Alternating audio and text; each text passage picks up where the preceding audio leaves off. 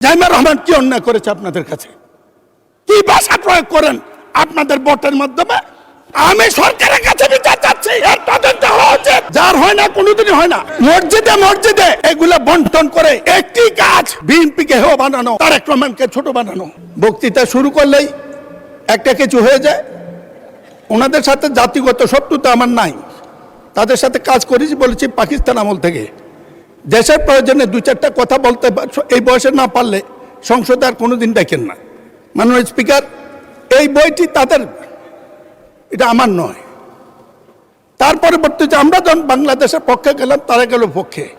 এইটা সত্য, জাতীয় ঐক্যের জন্য যে কাজ করেছিলেন, যে ম্যাডামের সাথে বিদেশে দেখার পরে, শেখ হাসিনা বিদায়ের পরে কি এমন ঘটল? তারেক রহমান, মির্জা ফখরুল, সালাউদ্দিনে তাদের এজেন্ডা কি কারণে? মাননীয় স্পিকার, বলতে চাইছিলাম না, একটু মাফ করবেন, করলে জীবনের সময় তারা আমাকে চ্যালেঞ্জ করুক।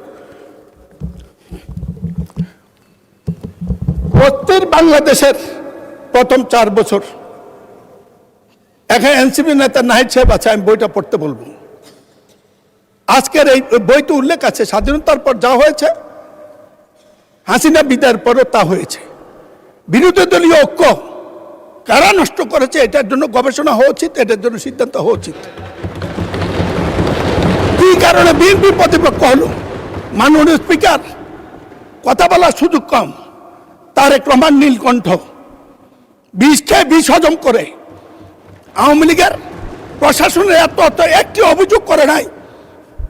শত বিপদের মধ্যে সেদিন বিরোধী দলের নেতারা দাঁড়িয়ে বলছেন তাদের সমবন্টন হয় নাই। 1 ঘন্টার মধ্যে তারেক রহমান তাদের দেওয়ার জন্য অর্ডার দিয়েছেন। আমি সরকারে ছিলাম, আগে জানি। না হইলেও হবে, যার হয় না কোনোদিন হয় না, যার হয় না কোনোদিনই হয় না। যাই হোক, মাননীয় স্পিকার, আমি জিজ্ঞাসা করতে চাই, আপনারা এখানে যা বলেন, বিশেষ করে আপনাদের নেতা, বিরোধী দলীয় নেতা, তিনি আমাদেরও বিরোধী নেতা, আমাদের সংসদের বিরোধী নেতা, তিনি মর্যাদাবান, তার নিরাপত্তা রাষ্ট্রের দায়িত্ব। তিনি যে শব্দ চয়ন করেন, আমি কোনোদিন কোনো রাজনৈতিক নেতা এত সুশৃঙ্খল শব্দ চয়ন আমি শুনি নাই। কিন্তু এখান থেকে যাওয়ার পরে, মাননীয় স্পিকার, এখান থেকে যাওয়ার পরে গণভোটের রায় অমান্য করে জনগণের সাথে প্রতারণা করছে বিএনপি সরকার।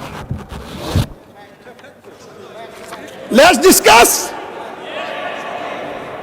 মসজিদে মসজিদে এগুলা বন্টন করে একটি কাজ, বিএনপিকে হেয় বানানো, তারেক রহমানকে ছোট বানানো।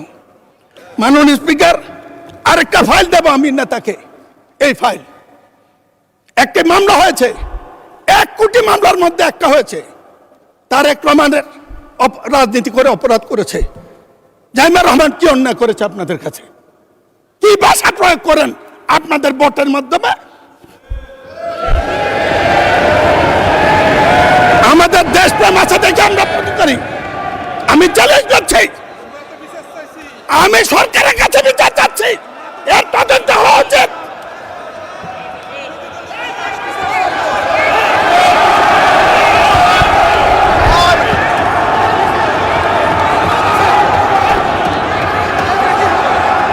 এই মামলার কাগজ আমি দেব।